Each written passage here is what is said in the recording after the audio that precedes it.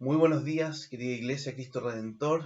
Me imagino que ya todos saben, el plan de hoy era predicar en vivo, estar en la iglesia, incluso tener Santa Cena, pero Dios dispuso otra cosa para hoy, ya que ayer en la tarde alguien con quien estuve durante la semana me llamó y me dijo: Juan Esteban, tengo COVID, por lo que en ese mismo momento yo pasé a ser alerta COVID, y en conversación con nuestro concilio, queriendo ser precavido y cuidar a la iglesia, decidimos ocupar la tecnología para compartir el mensaje de hoy. Pero debo reconocer que a mí me encantaría estar ahí eh, hoy día alabando a Dios todos juntos. Así que quiero invitarlos a que juntos podamos orar a Dios para que nos ayude a concentrarnos, para escuchar su palabra y disfrutarla, y no solamente disfrutarla, sino que transforme nuestras vidas. ¿Les parece que inclinemos nuestro rostro y oremos? Padre Celestial, gracias por esta mañana. Reconocemos que hay situaciones a veces externas, a veces internas en nuestra propia vida que nos desconcentran,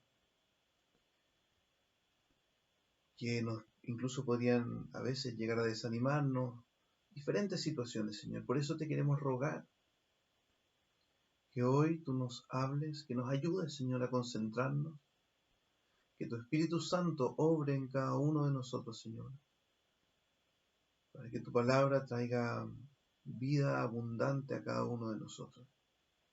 Te lo rogamos en el nombre de Jesús. Amén. Amén. Este sermón lleva por nombre Para estar firmes. Los que están ahí presencial en la iglesia tienen sus hojitas y está el espacio, el título para que puedan tomar nota. Pero ¿sabes qué quisiera compartir con ustedes? Que el primer nombre no fue para estar firmes, sino que le había puesto a este sermón para no ser un cíclope. ¿Conocen los cíclopes? Son unos seres mitológicos gigantes así, con un solo ojo en la frente. No son muy bonitos, son brutos, con un genio inestable y muy violentos. En la mitología clásica, estos seres representaban de alguna manera al ser humano que tiene una visión limitada. De ahí viene su violencia, su inestabilidad, su mal genio. Obviamente a nadie de nosotros les gustaría ser un cíclope. Pero resulta que Dios dice en su palabra que mientras no veamos con plena claridad la verdad de Dios, nos parecemos bastante a un cíclope. El ser humano tiende a degradarse, es inestable, violento, como lo hemos visto con tanta claridad en el tiempo que nos toca vivir en estas últimas semanas. El sermón de hoy es el comienzo de una serie de mensajes basados en el Evangelio de Lucas, del cual estaremos predicando durante todo el año, y veremos cómo en este comienzo del Evangelio el Dios nos muestra su deseo de que la fe de sus hijos esté firme y tengamos una visión clara de la verdad. Eso irá quitando, esa visión clara irá quitando nuestras propias inestabilidades, degradación, violencia, enojos, etc. Entonces, antes de ir al texto, como es el primer sermón, déjeme hablar un poco del autor y el receptor de este evangelio. El autor no se nombra ni en el prólogo ni en todo el evangelio. No se dice explícitamente quién es el que escribió este evangelio. Sin embargo, la iglesia del primer siglo, la iglesia primitiva, estaba unánime en decir que fue Lucas el autor de este evangelio y también del libro de Hechos. El evangelio narra la historia de Jesús y el libro de Hechos narra los acontecimientos después de la resurrección y ascensión de Jesús, la historia de la primera iglesia. Lucas, el Evangelio de Lucas, es entonces escrito por Lucas, quien Pablo, el apóstol, lo nombra 3 veces como un discípulo de Jesús que servía junto a él. Lucas era gentil, es decir, no era un judío, no tenía un trasfondo judío, era un médico. Pablo nos dice que era un médico quien estuvo compartiendo el ministerio con él. Esto calza con la manera de escribir el Evangelio, ¿cierto? Con un griego, que es el idioma original con que fueron escritos los Evangelios, un griego mucho más refinado o de una persona más educada. Y algunos estudiosos pueden ver los detalles médicos en el relato del Evangelio. Y también que toda la información que se da en Hechos, en el libro de Hechos, con el detalle que se muestra el ministerio de Pablo, tiene que haber sido alguien que estuvo con él, como Lucas, el médico y discípulo de Jesús y acompañante de Pablo. Entonces es muy emocionante ver de inmediato el ejemplo de alguien que se afirma en Jesús. Ese ejemplo es parte por el mismo autor del Evangelio. Alguien que no tiene un trasfondo judío, que quizás tenía, o quizás el tener una profesión, podría haberle, una profesión como ser médico, podría haberle dado razones para dudar o jactarse o apoyarse en su sabiduría. Sin embargo, Lucas, el autor, es el primero en apoyar toda su vida en Jesús. Y Dios lo ha ocupado para que millones y millones de personas durante miles de años también lleguen a afirmar su vida en Cristo. Segundo, el receptor es un hombre llamado Teófilo. Este receptor es el mismo receptor del libro de Hechos y es reconocido como excelentísimo Teófilo. Probablemente tenía un rango de gobernador político, también un gentil, una persona no judía que había creído en Jesús y que Lucas quiere afirmar en la fe. Ahora bien, a medida que uno lee Lucas y Hechos, se hace evidente que Lucas tiene la intención de que estos documentos fueran leídos por muchas más personas que Teófilo. Pero no deja de ser muy emocionante que se nombre a una persona como el destinatario.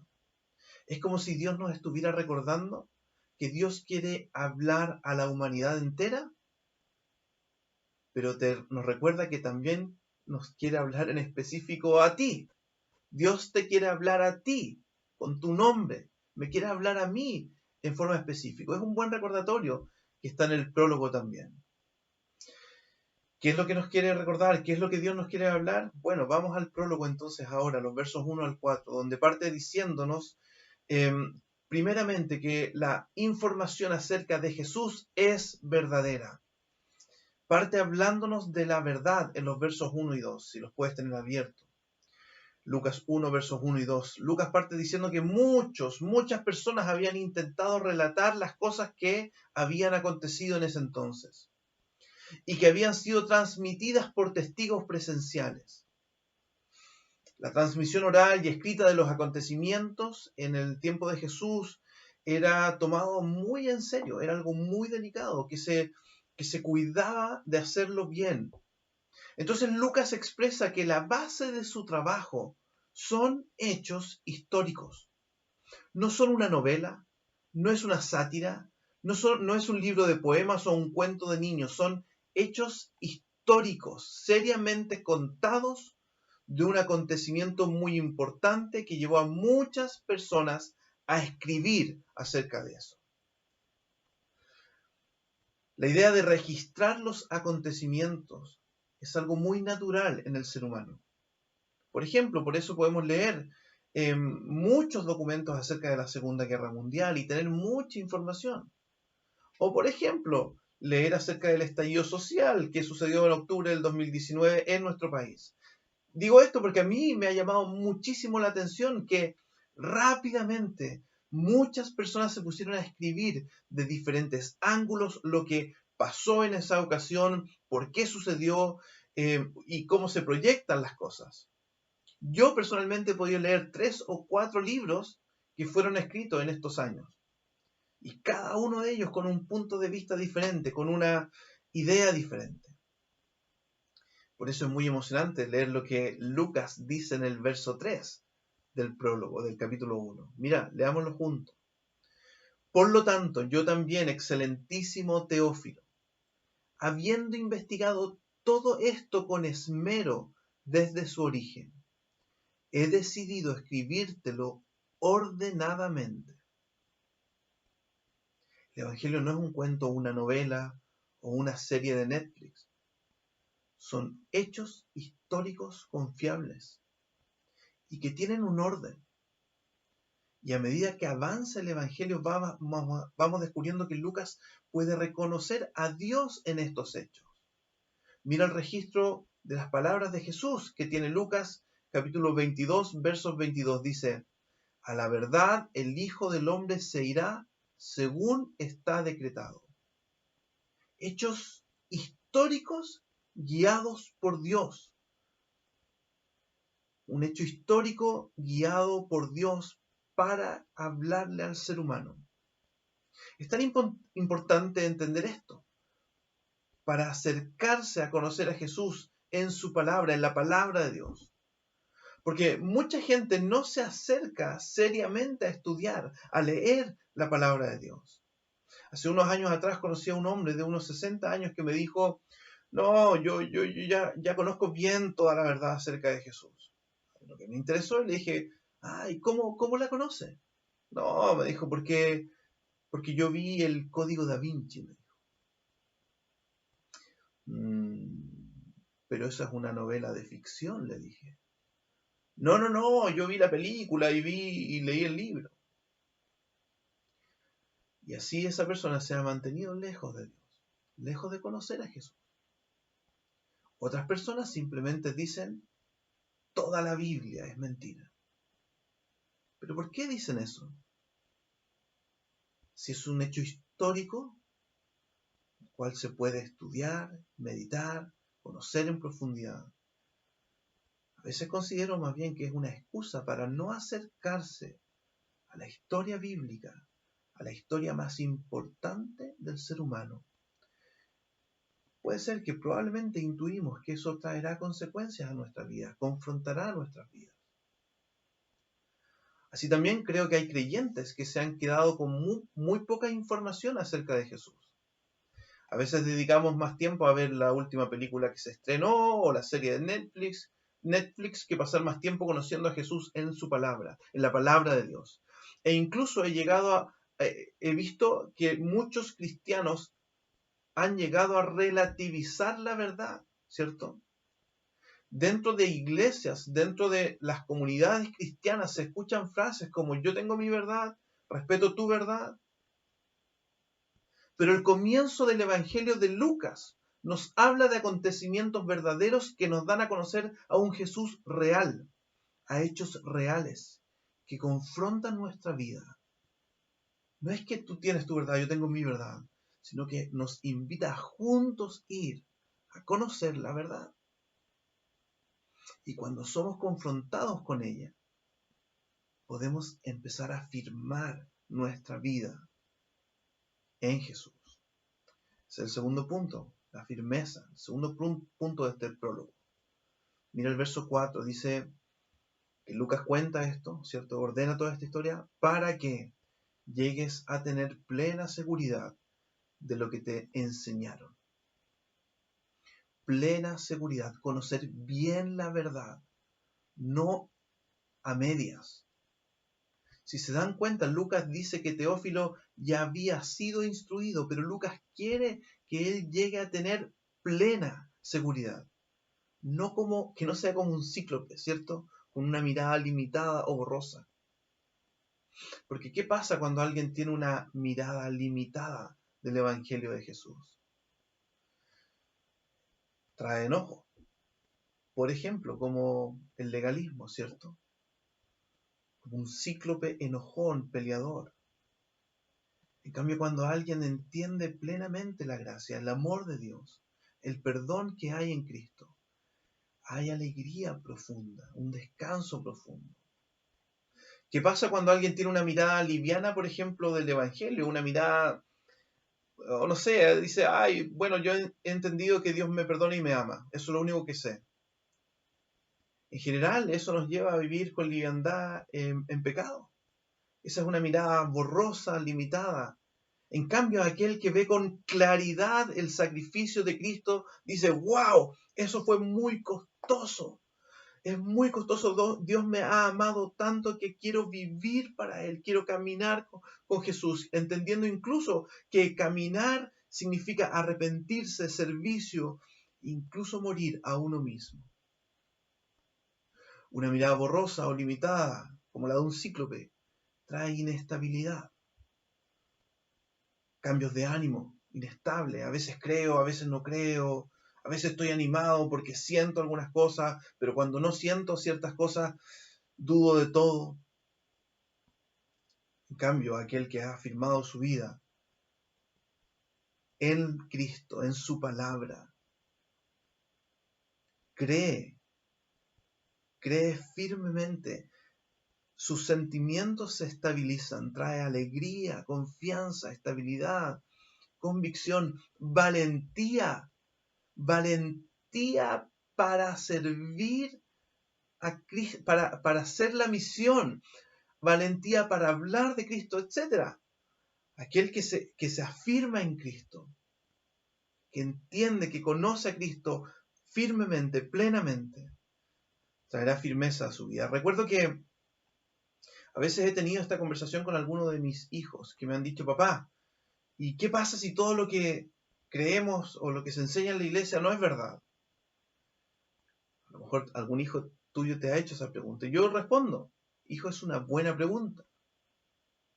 Pero tú entonces tendrás que averiguar con esmero si es verdad o no, ocupando lo que Dios te ha dado en su palabra y pidiendo la guía de su espíritu. Cuando yo crecí, me hice esas preguntas y recuerdo en algún momento haber tenido serias dudas y a ver esas dudas y esa inestabilidad se reflejaban profundamente en mi vida. Hasta que leí un librito muy, muy chiquitito que se llama Más que un carpintero, donde me dio razones de la fe, me explicó profundamente la fe. Yo recuerdo como si fuera hoy, una noche, decirle, Señor, ahora entiendo más profundamente el Evangelio. Y eso me llenó de valor para entregarle mi vida entera a Dios. Eso no quiere decir que a veces tendrás dudas o que nuestro carácter a veces se llenará de temor o desánimo. Pero sí uno puede ver, y yo lo puedo ver en mi propia vida, mucha más firmeza de lo que tenía a los 20 años.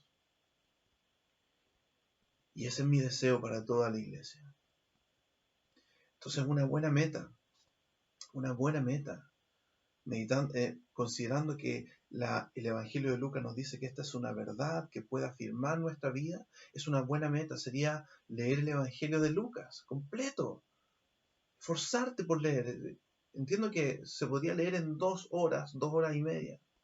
Si leyeras un ratito cada día, podrías leerlo en un mes fácilmente. Qué buena meta sería, por ejemplo, para este año leer toda la Biblia en un año. Hermanos, yo sé que hay personas que quizás en nuestra iglesia nunca han leído la Biblia entera. O quizás lo hiciste hace mucho tiempo y lo dejaste a media. Parte hoy día. Puedes partir hoy. Si consideras que esto es verdad y esto va a afirmar tu vida, parte hoy. Otra cosa que puedes hacer, una buena meta sería recibir instrucción como lo había recibido Teófilo y estar abierto a seguir siendo instruido por Dios. Eso puede ser juntarse con alguien de tu grupo en casa, a leer la Biblia, quizás este año tomar un curso bíblico o tú mismo animarte a acompañar a otros en el proceso de conocer a Cristo. O algo muy sencillo y que ayuda muchísimo, volver a escuchar el sermón durante la semana. El sermón que se predicó este domingo, volver a escucharlo y meditar en él seriamente durante la semana. Pero lo que sí no podemos dejar, lo que no podemos hacer es tomar a la ligera la palabra de Dios. Porque eso traerá falta de firmeza, como la de un cíclope, enojón, inestable, bárbaro. Pensando en Lucas, este médico amado, recordé a un joven que asistió al campamento Candes, un campamento de servicio y estudio de la Biblia este verano. Un joven médico. Y me dijo, ¿sabes qué, Juan Esteban? Estaba un poco confundido en mi propia vida, quizás desanimado en el trabajo, confundido de qué hacer. Y de repente él pensó, bueno, esta confusión tiene que ver, o la base de esta confusión tiene que ver con mi relación con Dios. Así que pospuso su trabajo y decidió ir al campamento a enfocarse en Dios para tener firmeza en sus decisiones y en toda su vida. Te pregunto entonces, ¿estás tú buscando al Señor como la fuente de firmeza en tu vida? ¿Lo estás tomando en serio? Ese es el llamado que nos desafía hoy la palabra. Inclinemos nuestro rostro y oremos. Señor, gracias por estar comenzando esta serie de sermones del Evangelio de Lucas. Gracias porque estos primeros 4 versos nos desafían en gran manera a considerar la historia de Jesús como la historia más importante que debiéramos conocer en profundidad en nuestras vidas, ya que eso traerá firmeza en todas las áreas de nuestra vida. Te pedimos perdón si hemos sido negligentes en eso. Y te pedimos la ayuda de tu Espíritu Santo. Ayúdanos, Señor, para que este año podamos crecer en firmeza, en la alegría de conocer a Cristo, en el deseo profundo de caminar con Él, en animar a otros compartiendo la palabra. En el nombre de Jesús. Amén. Que la Iglesia de Dios los bendiga mucho y espero que la palabra de Dios traiga fruto a nuestras vidas. Un gran abrazo.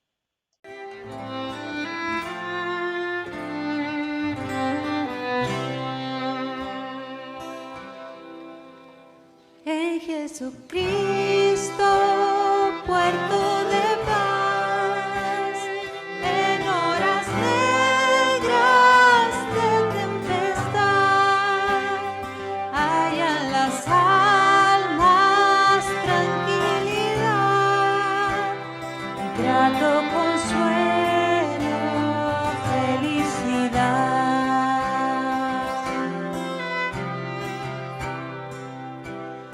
En nuestras luchas, en el dolor, en tristes horas de tentación, calma le infunde santo vigor, nuevos alientos al corazón.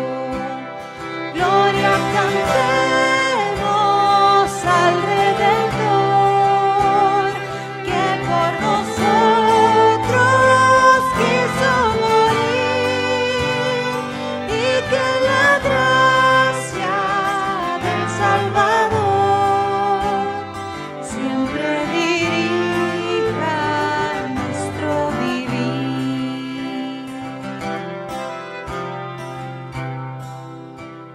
Cuando en la prueba falte la fe y el alma quiere desfallecer, Cristo nos dice: